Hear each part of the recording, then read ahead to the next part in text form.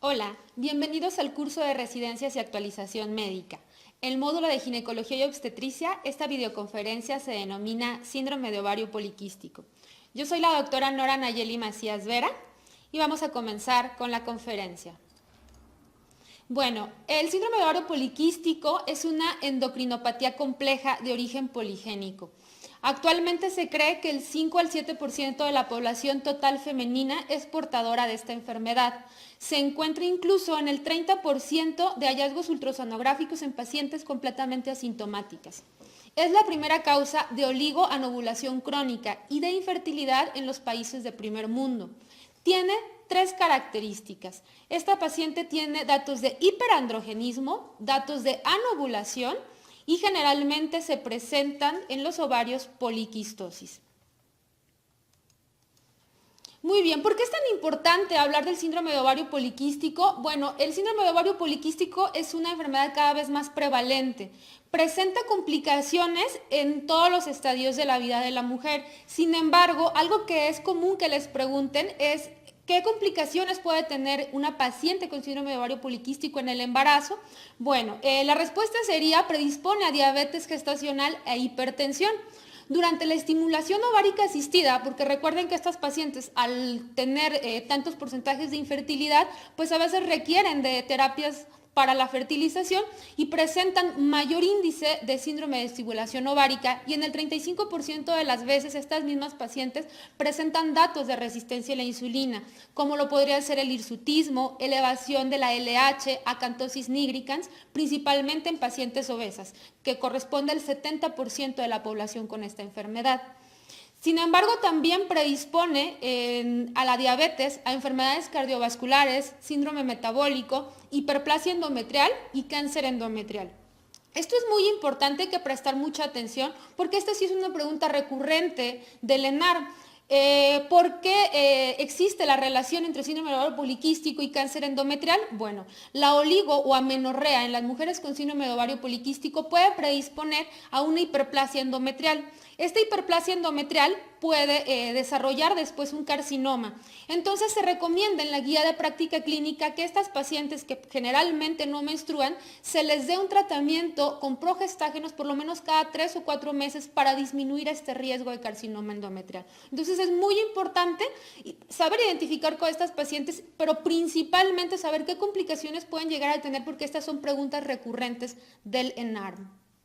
En cuanto a su fisiopatología es bastante extensa, aún no está completamente dilucidado. Es muy difícil que nos pregunten sobre la fisiopatología, sin embargo sabemos que existen alteraciones en todos los niveles, alteraciones en el sistema nervioso central como el déficit de opioides y de algunos otros neurotransmisores, a nivel del hipotálamo, que esta es la parte más importante, puesto que la pulsatilidad de la hormona liberadora de gonadotropina se ve alterada. Al estar alterada esta pulsatilidad, entonces existe un proceso a nivel de la hipófisis donde la LH y la FSH no se están liberando de manera adecuada y por lo tanto predispone a que a nivel ovárico existe un aumento de los andrógenos, que esto sí es una principal pregunta del examen nacional. Bueno, en cuanto a los criterios, ¿cuáles son las pacientes que pueden tener síndrome de ovario poliquístico? Existen dos criterios que los vamos a utilizar y aunque no nos lo van a preguntar como tal, es importante ya que las pacientes, a veces en algunos casos clínicos, generalmente el síndrome de ovario poliquístico no lo van a presentar como caso clínico, algunos podemos tener alguna duda y es entonces cuando tenemos alguna duda, cuando los datos no son muy exactos, es cuando debemos de recurrir a los criterios. Y tenemos dos clases de criterios. Tenemos uno donde el hirsutismo o la hiperandrogenemia es uno de ellos, la presentación de disfunción ovárica que se va a manifestar como oligo o anovulación o bien con la imagen de ovario poliquísticos y principalmente la exclusión de trastornos relacionados a otras clases de hiperandrogenemia. O bien se deben incluir dos de las tres características después de haber excluido todas las demás causas de hiperandrogenismo, que es oligo o anovulación, datos clínicos o bioquímicos de hiperandrogenismo y la imagen de ovarios poliquísticos. Y es bien importante, principalmente cuando tengamos duda, recurrir a estos criterios para poder llegar al diagnóstico. Bueno, para poder corroborar un síndrome de ovario poliquístico tenemos que realizar 3 estudios. No son necesarios en todos los casos, puesto que la clínica a veces es bastante clara, pero de haber alguna duda se le puede solicitar a la paciente testosterona total, globulina fijadora de hormonas sexuales o bien andrógenos libres. Pero aquí lo más importante es qué estudios vamos a solicitar cuando queremos descartar otras causas, puesto que estas pacientes, bueno, son las clásicas pacientes con sobrepeso, con datos de hiperandrogenismo, como lo es el hirsutismo, como lo es el acné, y pacientes que tienen alteraciones de la menstruación. Entonces, para poder descartar otras enfermedades, tenemos que solicitar la prolactina, ya que hiperprolactinemia nos puede conducir a amenorrea. TSH dentro del perfil tiroideo, puesto que muchas de las pacientes, bueno, presentan muy parecido un síndrome de ovario poliquístico con un hipotiroidismo.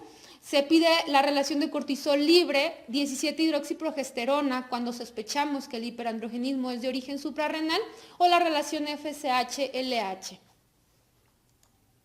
Bueno, estas pacientes con síndrome de ovario poliquístico también tienen otra característica. No siempre se presenta, pero cuando se presenta a las mayores manifestaciones, que es la resistencia a la insulina.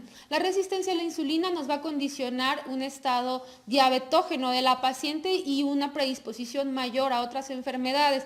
Por lo tanto, solicitamos una insulina basal y una glucosa basal para estimar, de acuerdo a la OMA, los datos de resistencia a la insulina, y cuando esta es menor de 3.9 podemos considerar que es normal. Esto es únicamente cuando realmente tengamos una sospecha de que pudiese ser otra cosa.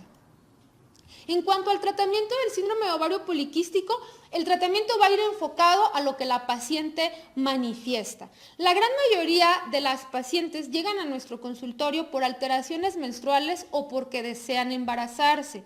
Entonces es muy importante preguntarle a la paciente cuál es el motivo de su consulta y poder enfocarnos ese tratamiento a esta situación.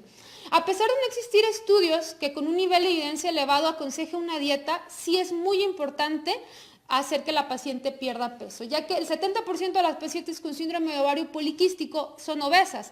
Entonces, el tratamiento más eficaz, lo dice la guía de práctica clínica, es perder peso, puesto que perder peso va a mejorar el hiperinsulinismo y el hiperandrogenismo, va a disminuir el riesgo de la progresión a la diabetes y la enfermedad cardiovascular, va a condicionar resultados positivos en la regularidad menstrual y va a mejorar la posibilidad de embarazo, que son las principales causas de nuestras pacientes.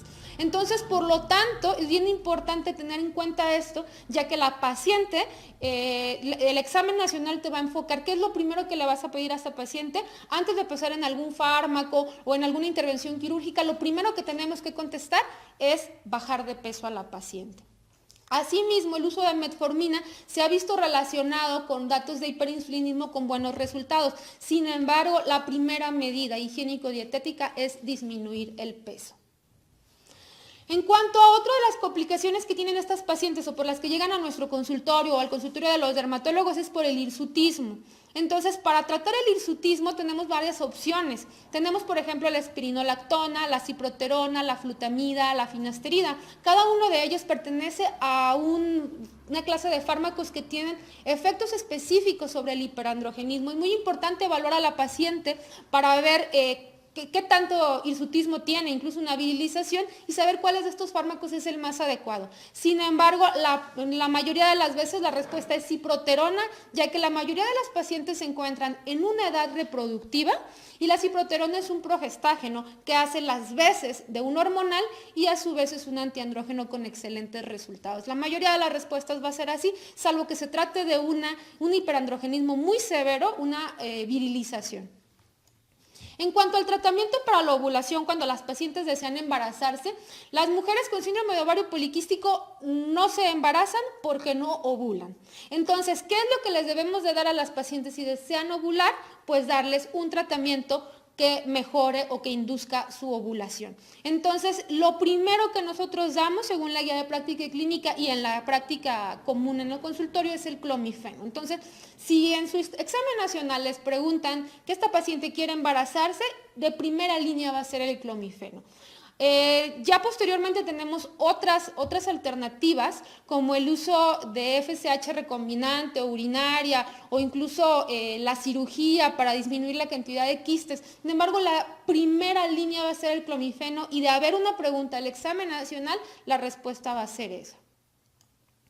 Bueno, ¿por qué es tan importante hablar del síndrome de ovario poliquístico? Porque es un tema obligado para el ENARM, debido a su alta prevalencia. Las preguntas clásicas van a ser en casos clínicos, con fenotipos clásicos. O sea, el ENARM no es un examen capcioso. Les van a dar el fenotipo clásico. Ejemplo, una paciente femenina, obesa, hirsuta, con amenorrea. ¿Dónde está la clave? La clave es identificar qué quiere la paciente. Si la paciente quiere embarazarse, vamos a empezar siempre con medidas higiénico-dietéticas más la inducción de la ovulación. La paciente no desea embarazarse, pues las medidas higiénico-dietéticas a la larga, la pérdida de peso le va a resolver casi todos los problemas. Ok, la paciente viene por trastornos menstruales, las medidas higiénico-dietéticas más el uso de hormonales. Y si la paciente viene por datos de hiperandrogenismo como el hirsutismo o el acné, las medidas higiénico-dietéticas más el uso de antiandrogénicos.